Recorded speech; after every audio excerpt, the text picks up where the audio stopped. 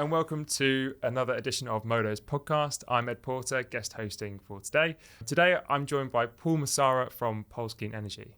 Paul, passing over to you for a quick introduction to yourself. Hi, Ed. Good to see you again.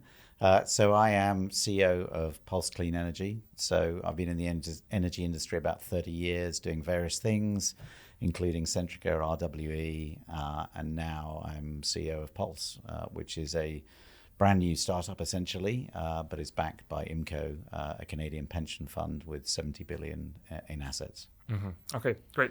And maybe that is a really good place to start. Actually, some of that history. I'd like to start with sort of how the industry has been developing over the last 5 to 10 years. Yeah. What have been some of the really big challenges that we've that we could have done better on, and what are some of the things we've done really well at?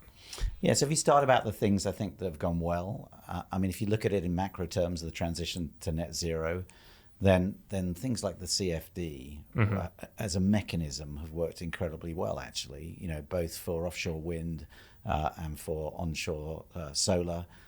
They've worked. We've deployed huge amounts of capital. The cost of that has come down dramatically. And so that's got to be a big tick in the box. I think there are other areas where they've been more challenging. So I would say we haven't necessarily got it completely right on the retail market, and you've seen the loss of market entrants. And so I think there has been a problem in that market space whereby we didn't do enough sensitivity and financial stress testing of those new entrants, and that's led to some problems when we've had this volatility. And then there are other areas which I think are in the balance. So I think the capacity market actually worked quite well. It's a mechanism to make sure that the lights stay on and provide that generation uplift, that payment. And in many sense, that's worked. There are issues with it.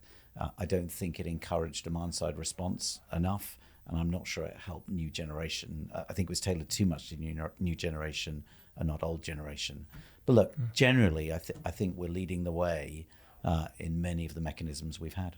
Yeah, I think that's actually a pretty shared view across industry that although there have been some things you say that haven't worked as well as they should have done, we have tested things out quite quickly. We've got things to market quite quickly like CFD and CM, and those have been quite a big success. I'd be interested, we touched very briefly there on just the number of energy suppliers that we've had. It seems like we've had quite a fluctuating number. Is there do you think we're kind of reaching a sort of a right number or like a good number that because we always said back in the beginning, there was the big six, and then there wasn't the big six, there was many more than that, and now there are fewer suppliers having gone through the volatility that we've been through. Do you think that number will kind of naturally fluctuate, or do you think it's kind of I think we're getting to a number where it kind of makes some sense. We had a lot of new entrants coming in, partly because the barriers to those new entrants were quite low.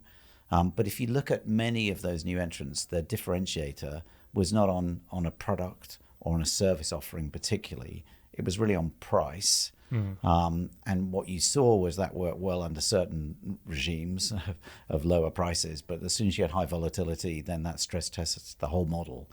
And so I think now you've had a reconsolidation. So you've seen people like OVO, who were originally the challenger, now becoming the incumbent. And I think the market really is going to require people who can have some scale in order to get the new services and products that we're going to need in people's homes. So that's batteries, EVs, and management of people's homes. I think that requires a certain scale. And so to me, I think we're getting to a stage where it's now more stable. Yeah, and that almost feels like not to the vertical integration that we saw historically, which is where people might own generation assets as well as having a supply portfolio. But you're saying there might be some integration between being both able to manage the supply side of the business, but also be able to install things like heat pumps or be able to do domestic work. So, okay. And I think that's right. I think we've seen people like Octopus doing a big chunk of that, as well as people like British Gas. Yeah. Okay. Yeah. Interesting. Okay. So maybe let's go from the past then to the future and look for the next 5 and 10 years. And what are the big challenges that you see, and what are the things that we aren't paying enough attention to? Yeah. So I think on that list, I think I'd have to put the whole issue of connectivity. And so, i.e. the connections and how fast we're connecting both demand and supply to the grid. And the problem is we've gone for net zero. We're pushing hard on the offshore wind. We should be doing more on onshore or solar, which obviously we should be doing. But all of that is coming with a connection problem. And so we're now getting a position in the marketplace where it's just taking so long to connect anything, demand or supply. And I think the rules need adjusting. We've got REMA coming out at the moment, which is looking at some of those things. And that's positive, but it will also add some other complexities, including the potential move to nodal pricing. But the biggest thing to me is connectivity. And I think, especially when I have my Pulse hat on and look about batteries, it seems to me ridiculous that we classify a battery as a generation asset as opposed to saying it's a neutral asset. Actually, it's not generation or supply.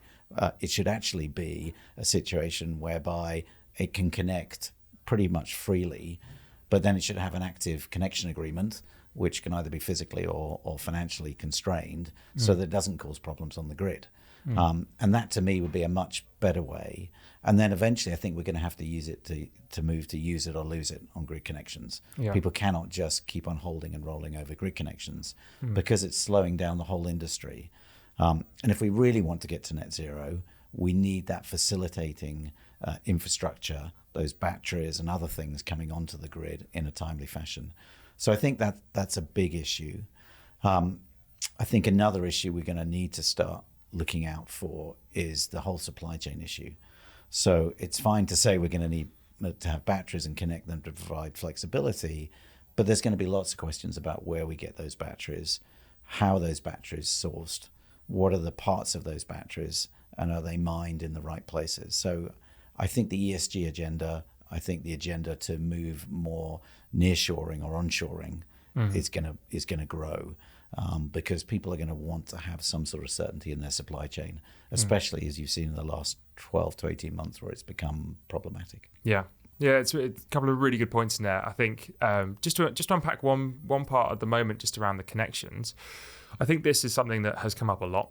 And we've seen sort of grid connections coming back, potentially with dates out to sort of 2037, which is a very interesting thing when you're then trying to think about doing net zero by 2035. Obviously, there are challenges there. So there's obviously a big need to do something, and it's the question of, well, like what is the right thing to do? You mentioned this kind of concept of an amnesty, and you also mentioned use it or lose it.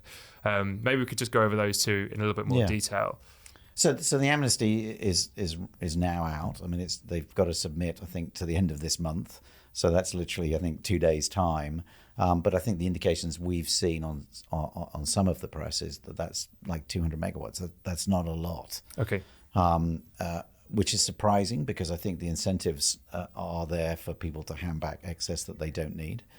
I think what you need to have then is National Grid being much stronger in saying, look, guys, you haven't hit your milestones. You really haven't developed this project. You're going to get pushed out of the queue.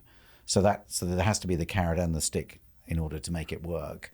But longer term, look, we just need to have those reforms which classify batteries as a neutral asset and then use it or lose it, I think, and then dynamic. I mean, I don't think those are difficult, actually. I just think as an industry, and it's not a case of apportioning blame, this is something that I don't think anybody really saw. And so the question then is, how do we as an industry come together to facilitate what is the right thing to do for net zero and for customers? Yeah, I think it was mentioned on a previous podcast, actually, that it's kind of all the things that were complex 5-10 years ago, we weren't thinking about grid connections being the thing that were going to trip us up. So it's definitely interesting to sort of see it being almost unanimous across the industry that is a problem. I also want to talk about the other part of the connection piece around just the concept of flexible grid connections. So in terms of when you apply to grid, you will have people who look at the connection and say, okay, well, how is this going to impact the local network?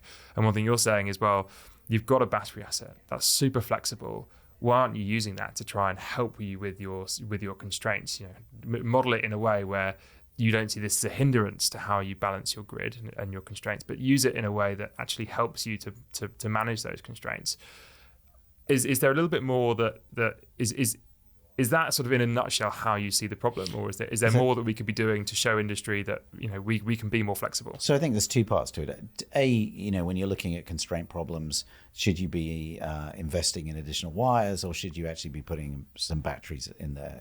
That's the first investment decision. But then there's the second thing, which is around the connection agreement. So I've got a solar farm. I'm sitting there with a solar farm. If I want to connect a battery there, it says, sorry, that's more generation asset. Well, I'm never going to be using my battery to export at the same time I'm exporting peak solar. Yeah. And so why not say, actually, yes, you can connect. We're not going to count it as connection generation. You're capped on the total, say it's 200 megawatts export. That's all you can have. But actually, it's fine to have a battery in there as long as you never export more than 200 megawatts. So why is that a problem? What's the problem? And so to me, that's just some archaic rules which actually could be managed both contractually or financially in order to have a contract which says maximum load will be 200, or you put a physical constraint in there to say it's 200. But whether it's solar or whether it's the battery generating, who cares? Interesting. Okay, so let's move on to Pulse. And let's just talk about what Pulse are doing in the UK and perhaps more broadly. So, what is the strategy for the GB market today? Yeah. So I mean, it's unusual. I'd spoken to a number of platforms, and this is the one that I really wanted to join. And the reason for that was A, because of the team, B, because of the source of capital. They're a big fund. But more than that, I think it's their approach and their ethos, particularly towards ESG and thinking about longer term life of assets and how we can facilitate that transition to net zero. So what we did was we acquired the Green Frog assets. That was about 9 sites that were diesel generators. The initial thing was to move them off of diesel and look at other oils that we could use, which we've done. But now we're repowering those, and the first couple of those will come in January next year. So we're moving those to batteries. As well as that, we've acquired some other sites. So we've got about 250 megawatts that's contracted and being built at the moment, literally. And then on top of that, we've got a right of first refusal for a further 500 megs from Green Frog. And on top of that, we're in discussions with multiple other players where we're signing up volume. So that takes us well into a gig by 2026. I'm glad you did the maths. I was struggling. Sure. I was trying to sort of just tally those up in my head. Okay, a gig. So a gig by 2026. That's actually a pretty significant portfolio you'll be bringing to market. Yeah, and I think we're investing in understanding the market. We're investing in how we manage EPCs. We're investing in thinking about site locations as you move towards locational pricing, and we're thinking about batteries and battery technology. So what's the right duration? What's the chemistry? I think those are the areas where we think we can differentiate and have a view, and that's the bit that we're keen on. I think we'd also look at Pathfinder projects, and one of those is of interest to us right now. And in the longer term, because we're there to really aid the transition to net zero, we see flexibility as a broad thing, which means in the longer term, I think we would be interested in looking at long duration storage. And also, I think we'd be looking at electrolysis as well. Okay. Either of those, I think, fit in our model in the long term. Okay, all right. So to ask sort of some questions from there. So one thing that's really interesting is the move from having diesel sites in the sort of position that they are today, and then adding in import capacity to those in order to turn them into a battery asset. Have you found that to be a challenging process in terms of getting the import capacity to match the export capacity? Yeah, no, that's been relatively straightforward, and to be honest, Green Frog have helped us a lot with that, and that's part of the acquisition position. So that's been pretty easy so far. That's good, and I suppose that's a bit of like a bellwether for as we go through, say, the gas recips and we start to bring off some of those older assets. You'd imagine that some of these sites probably they're a little bit space constrained. They've probably got quite good export connections, but they might be looking to do something similar around getting import connections and then swapping over to battery sites. So that's good to hear. I think.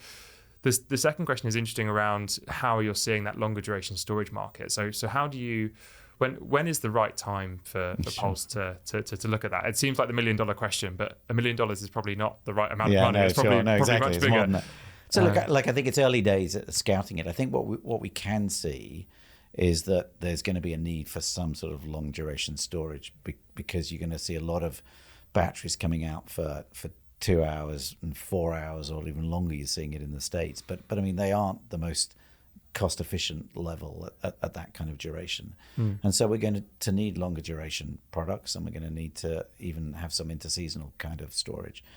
And so the question for us really is, what is that technology? What is it going to be? And then what is the framework? So what is the CFD plus a cap and a floor mechanism? Or how is the government going to need to encourage people, which they will to begin with? Come back to the CFD discussion about wind. You need to encourage people with new technology, but then eventually the market will take over.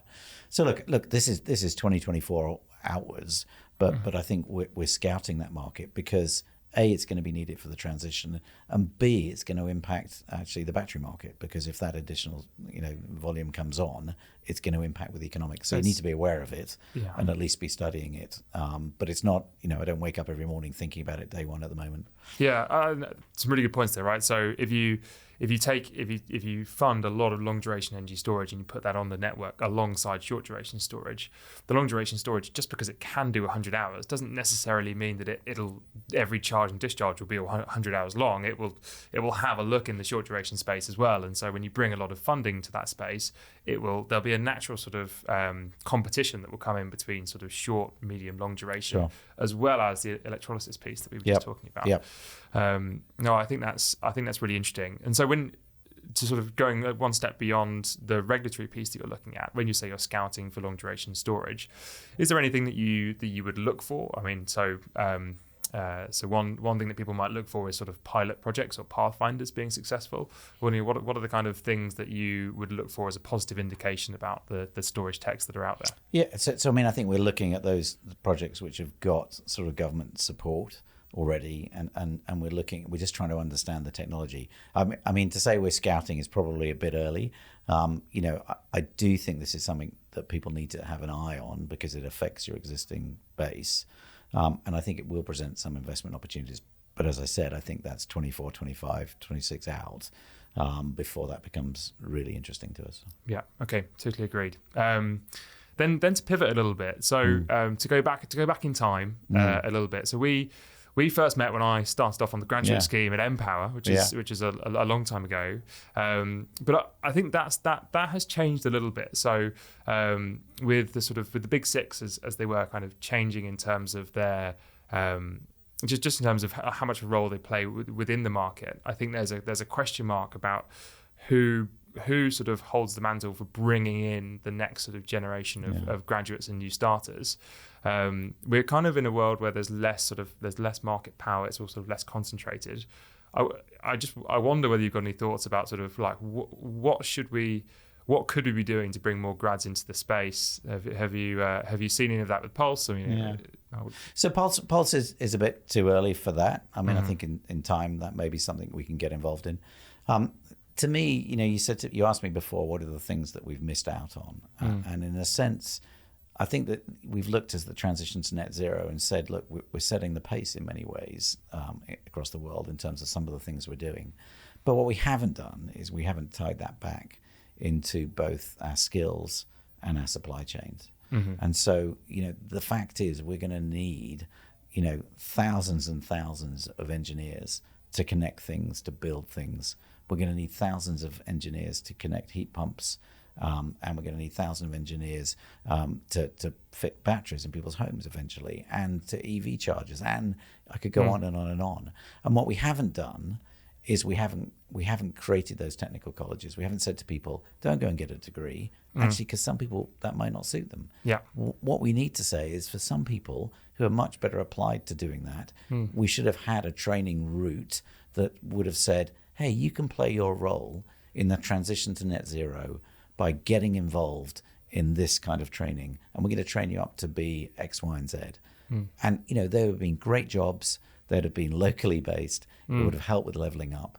And to me, we still haven't quite got that right. We should be able to say, look how many air source heat pumps we're going to have to connect. It's going to be in the millions a year.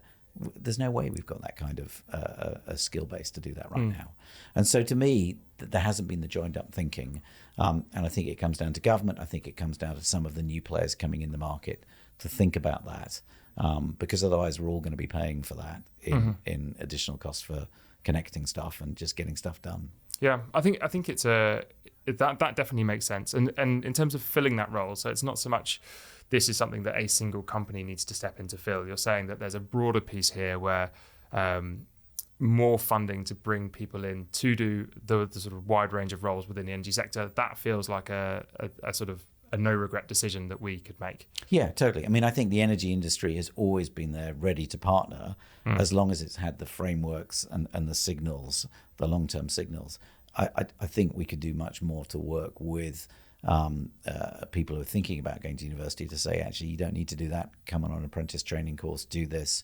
We'll teach you and train you and bring you up the skill set to actually things that we know you were going to need jobs for in the next 3 or 4 years. Yeah, okay.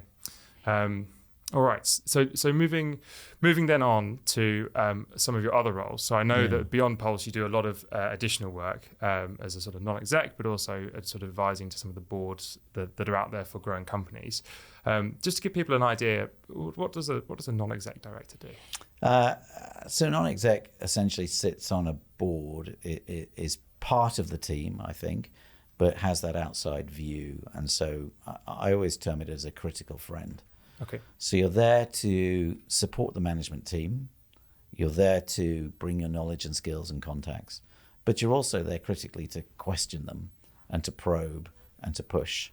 And so I think the best relationships are ones where you can have an open dialogue and you can bring experience, but you're also willing to say, actually, no, that's too much, or I've made that mistake. I'd advise you to look again, and why not try it this way, perhaps. Okay.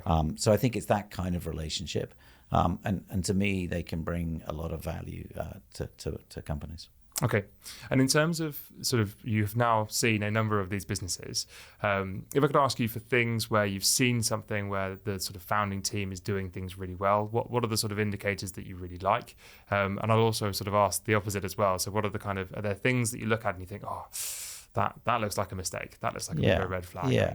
So I've done a lot of work with startups and mentoring startups and advising them in the past. I should be clarify. I've stepped back from a lot of my roles now, but to concentrate on Pulse. And the only other thing I'm doing now is chair of sovereign housing, which is a big housing. But in terms of the startups, I think you get a feel for it, and you see it after you've seen so many startups. You get a feel for what's going to work. And for me, it's the critical position of, do you have a team that can actually not only is technically good and so has some competitive advantage for the team, B, I think has to have that commercial skill. And so many times we see people at university who've got a great idea developed in the lab, but have got no idea how to find the route to market, find market fit, get that market, and then deploy it. And so to me, that's often the big gap. And then you want to see that drive and that ability to, but also the ability to listen. And so just having hubris and just having, I'm brilliant, I'm amazing, but not being able to listen, to me would be something I wouldn't be interested in. Because this is about learning, reevaluating yourself, and being both driven enough and have enough self-belief to move forward, but also being open enough to think about, actually, what am I listening to? What am I getting wrong? Mm-hmm. Yeah, I think it's fascinating. I mean, so, and then sort of to ask a question around the timing of that. So, you come in and you start to work with the team. What does that sort of typical process look like? Yeah, so I would come in, and typically what I'd done in the past was to say, I'm going to invest in you because I think it's important to come in at that base level. Mm-hmm. And so you share on the upside, but you also, if you lose, you share on the downside. And then, you'd have some sort of option agreement, that would vest over a period of time. Mm-hmm. And then you'd work with the team. And then for me, that was having a regular call every 2 weeks and really focusing, okay, what's going well, what's going badly, what are the key roadblocks? Mm-hmm. And often the issue with startups is focus.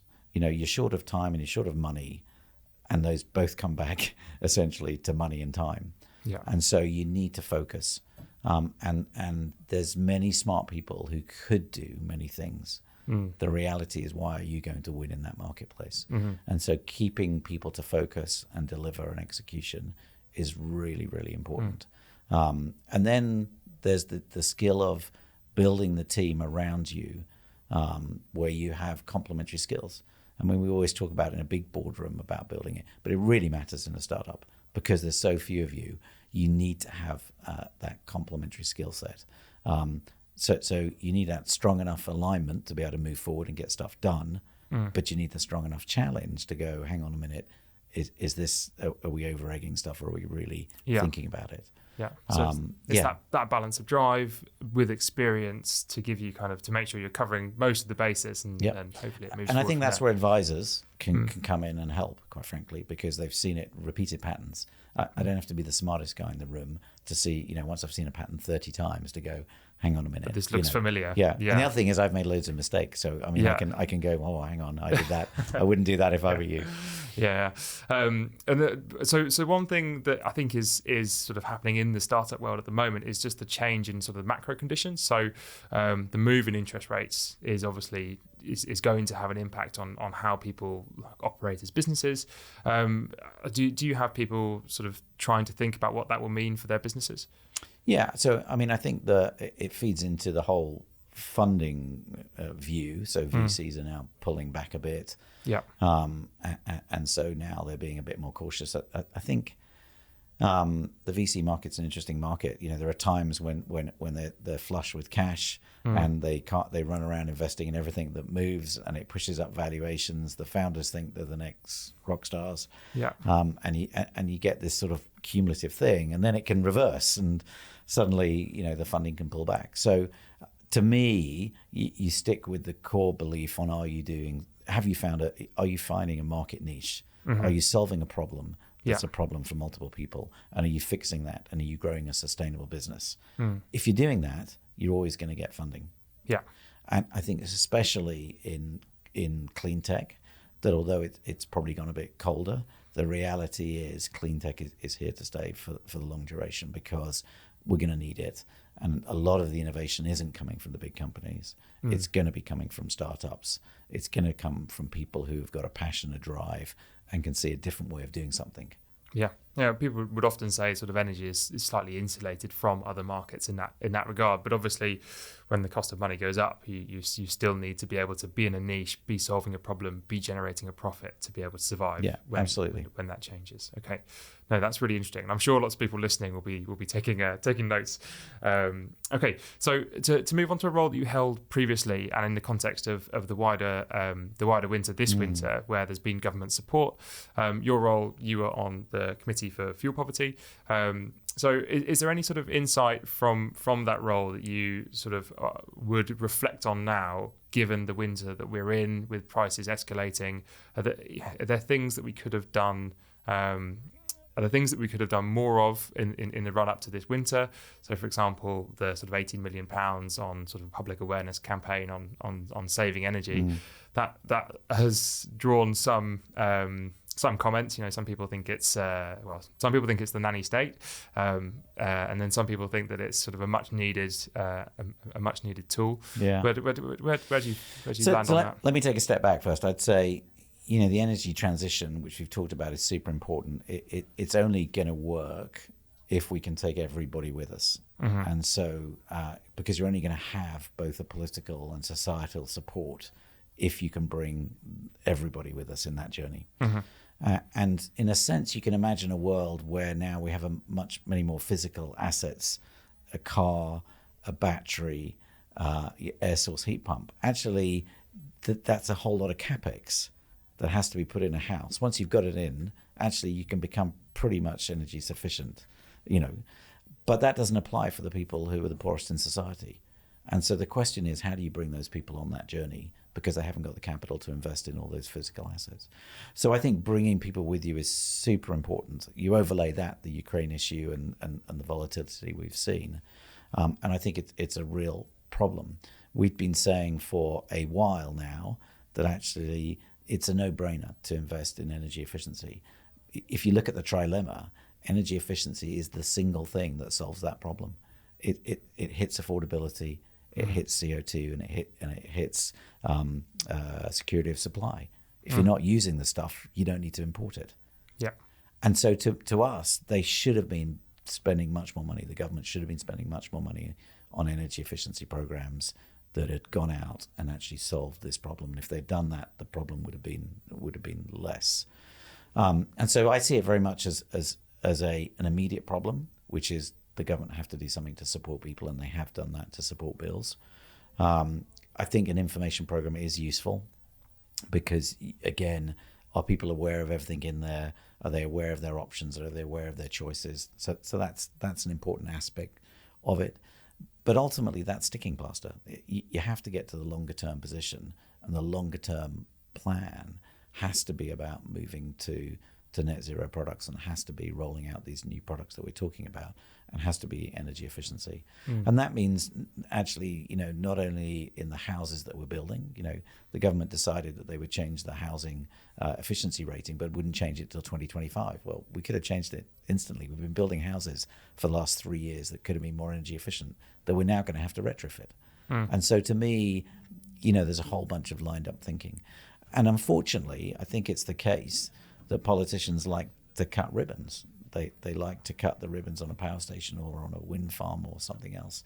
It's less sexy to invest in energy efficiency for Mrs. Miggins on 54 Acacia Avenue. But actually, that's what we need. Yeah, and it feels like a great missed opportunity where we have, say, 100 new homes going in, all with gas boilers, when perhaps air source heat pumps in a new home with sort of most efficient insulation. That seems like a great missed opportunity to me. Yeah, and now, just to be fair, the Social Housing Decarbonisation Fund, which is aimed at social housing, is helping that. And I think actually, with my other hat on as chair of social housing, you can see how that mechanism can work, because social housing companies are set up that there's an administration and a governance role. They're used to deploying things and getting stuff done. And if something goes wrong, they're going to stand behind it. And they're going to be here for the next 30 years. And if you can get that kind of money flowing, then that helps the issue with supply chain, with training, and that brings down the cost for everyone, so that when you then come out to the wider market, some of those benefits hopefully will help others. Okay. There was one point in that last piece where you were talking around how people can invest in their own home. So they could put sort of solar on their roof, and they could get an EV that goes in next door to it. And I know it's something that was sort of often talked about within RWE a very long time ago, around how if you had a lot of homes all putting solar on their roof, you'll get a split between the people who can afford to put solar on their roof and then the people who can't. And then you sort of then have a question of, well, how do you then recover your costs from running the grid if it can't come through a typical unit rate that people are sort of used to paying, because people are avoiding that with solar on their homes? Then all of a sudden you get this greater and greater problem of grid charges being levied on people who can't afford to put solar on their homes. Feels like that's one of the big things that we're trying to grapple with at the moment. Was that to what extent was that discussed, and how do you see that playing out in the future? I think it was less discussed. I think we were aware of it. I do think it's a risk. I mean, and the reason it wasn't discussed fully was because it's not happening to such an extent at the moment, but it's kind of one of those things that is going to happen. So the future of the market could well be a position whereby the marginal cost is very, very low of power, actually, because it's more or less 100% renewable. So the marginal cost on the day is very low, but actually the physical costs of the battery, the air source heat pump, the EV are actually really high. And then you're still having to pay your insurance product, i.e. connection to the national grid. Yeah. So somebody has to pay that. And you can't smear it across lots of kilowatts. You have to smear it across less kilowatts. So you end up with a high fixed charge. So the fixed charge moves up and up and up. You have to pay for your insurance. You have to pay for your fixed assets. And the low cost is very marginal, is a low marginal cost. Well, the problem with that is that affects the people in fuel poverty the most. And so eventually we're going to need to think about that. And that's why I think one of the things the government will have to look at in time is a social tariff, whereby they protect the people most in need. And I think actually that's probably the way to get us out of both the price cap and then freeing up the market completely. And we should observe the fact that, when I first came into the market, I think everybody believed in free market economics, and we saw it as a free market. And we said to the rest of the world, come to the UK, it's a free market. It doesn't feel so much like a free market. We got CFDs, we got a fixed regulated cap. And so to me, the market feels very artificial in that way. Now it works, and maybe we need to have that in order to get the capital to flow for the transition. But at some stage, we need to think about how do we get back to free market economies. it's the difficulty, isn't it? It's kind of how do you can have the energy only market like Texas, amongst other markets, but it's sort of the growing hand of government. So you start to bring in CFD, you start to bring in a capacity market, then you start to think about, well, how does electrolysis work? How do I pay for that? And how do I fund long duration energy storage? Sure. And by the time you've paid for all of those things, then if you're then a technology that's not getting paid, you're sort of thinking, well, the sort of the portion that's being settled by just the energy only market, I'm really losing out because Sure. I'm not getting a payment like other sort of parts. So it's the difficulty. Once you start regulating, it then becomes very difficult to come back from it and leave investor confidence whole.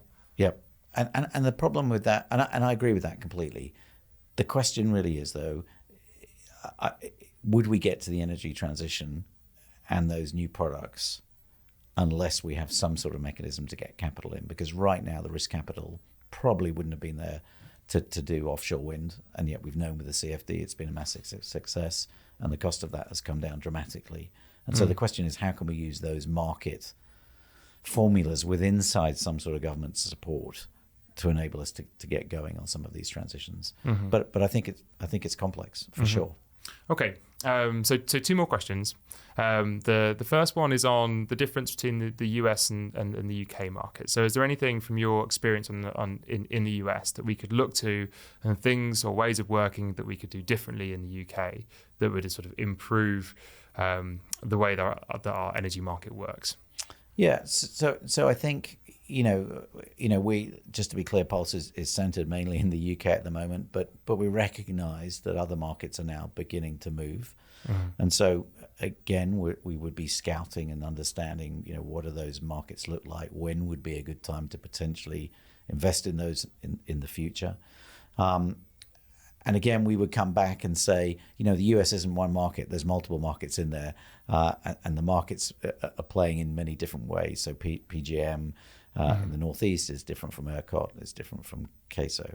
So I do think that the Inflation Reduction Act is going to have a major impact. I think it's going to lead to a step change, both in batteries, but I think importantly in terms of actually hydrogen, because of the subsidies. So I would have said up until the last 4 or 5 months that, for the last 3 or 4 years, Europe was leading in the idea of hydrogen. I think that may now switch, and you may see the US taking the lead in hydrogen just because of the amount of subsidies. And I think you're going to see battery supply and battery development in Texas in particular and other markets grow very rapidly now. Because you can get 30 to 50% capex back, which is a massive boost. Yeah. And so if you look at a supply constraint position of can you get the batteries, you're trying to do something here in the UK. You go to buy a site or a ready to build site, and A, the premium for that's gone up. B, the connection charge is now a long way away. And C, you've got to make sure actually you can get somebody to actually build it for you, and you've got to get hold of the battery. Yeah. And so people who are talking about pipelines near term, I think, are often unrealistic about all of those things coming together. Yeah. Because there's going to be a lot of batteries sucked into the US. Yeah, it's something we've seen, right? So at the start of this year, we were tracking battery build out, and we had battery build out roughly level with where it said it would be. And then over the course of the last 2 quarters, we've fallen somewhere between sort of 500 and 750 megawatts behind in terms of where we should have been for batteries being deployed. That hasn't stopped us being, because we're now at sort of 1.8 gigs of batteries being deployed. We have more than enough to meet the dynamic suite, so dynamic containment, moderation, and regulation. So there's been huge growth, but what you're saying in terms of supply chain has definitely impacted us. I promised you 2 more questions, but you did mention hydrogen, and I would love to pick your brains just very quickly on hydrogen. In terms of hydrogen and its role in the power sector, how would you see that? How would you see hydrogen coming into the power sector? So I think I kind of come back to the transition to net zero, and in that I think about what are those areas that are hard to abate or hard to change, that are going to require something different than batteries. So I start from that point, and I'd say, well, if you're looking at ferries, if you're looking at some flight potentially, If you're looking at some industrial hub areas, if you're looking at probably some rail for long distance heavy movement of equipment, you're going to need to have some sources of other power sources. And I think electrolysis and hydrogen is going to be it, which means you're going to be centered near those centers. I don't think you're going to be shipping hydrogen around particularly. And so then I think there are pockets where it's going to fill in. Yes. I don't see it as being we're converting the grid to hydrogen tomorrow, and that's the way it's going to work and replacing gas. I just think you're going to have these pockets around specific locations, and those might be industrial locations, or they're going to be around user points. So at ports, you could see it for marine. Yeah. At airports, you could see it potentially depending on where different fuels types come. So I think that's the pockets. But once they're there, they're going to play into the flexibility market at the time. So they're going to want to be generating, at their peak position for when power prices are cheap. And then then the question is, how do you build storage around that and make it work? So lots of uncertainties. Yeah. But I think it's got to play a role. And therefore, again, having a mind on it is useful. I think that feels like the right approach, right? So it's a kind of a broad approach. We recognise that there's a role to play, and we recognise that hydrogen's used today. So you bring green hydrogen in, it goes into those spaces. You also sort of flag up a couple of places where there aren't plugs. So flights, ferries, that makes sense where you bring hydrogen into. And then you kind of take it to clusters, and that seems like a logical piece. The bit that was a bit of a head scratcher for me is when you take it into the power sector, you need to run it through an engine. And if you're only going to use it for sort of 1 or 2 weeks a year, you have to buy the engine. Yeah, and then the engine sits there and I suppose if for that to all be true, you either need a very good capacity market payment where it's paid to be the security and the insurance policy that you were talking about earlier, or you need some reasonably incredible pricing to sort of make back its capex over 2 weeks. So I always find that a bit of a head scratcher, but I think the important thing is to say, well, it's the approach. The approach is to say, we'll look at it, we'll consider it as time goes on, and not to rule it out too soon. And so I don't see it coming in just to do flexibility, because I don't think that's going to be enough. Otherwise, it's not going to get the capacity utilization it needs. Agreed. Quite frankly. So there has to be a layering of things which allows it to say, actually, I can earn this revenue for this, and I can do something else. Okay. So that's to be shaped. The answer is I don't know. Yeah. But I think it warrants understanding or learning, and I do think over time it's going to be interesting. Yeah, I think there's definitely a role for sort of the fast followers in this space to see what's working and to pick up and to bring capital into those spaces when they're being de-risked. Yep. Okay. Moving on to a final question, and this is to say that if you were starting your career in energy all over again, and you weren't allowed to go to work for Pulse, and you're not allowed to work for Modo, those are the two. Those are the two best things. Those are the two best things. No, they're the easy outs. So let's chalk those off. Where would you look to? Where do you think is a really interesting space that someone coming into the market could really sort of cut their teeth? Yeah. So I think there's some. There's definite. I mean, we've covered things like long duration storage and hydrogen. I think those are interesting. I do think that there is. We talk about physical storage. The fact is, we haven't really seen demand side response take off in the marketplace in the way that we would hope for, and therefore I do think that there are some roles to be. There's some interesting areas to play in, both in how do you manage it for the home. Because look, nobody wants to wake up in the morning thinking, "Oh, have I traded tomorrow? And what have I got to do with my battery tonight?" And that's not what they're going to do. They want somebody to manage it for them and keep it simple. Now, that retailers may do that, the energy suppliers, but they may not. And then the other area is when you look at large users.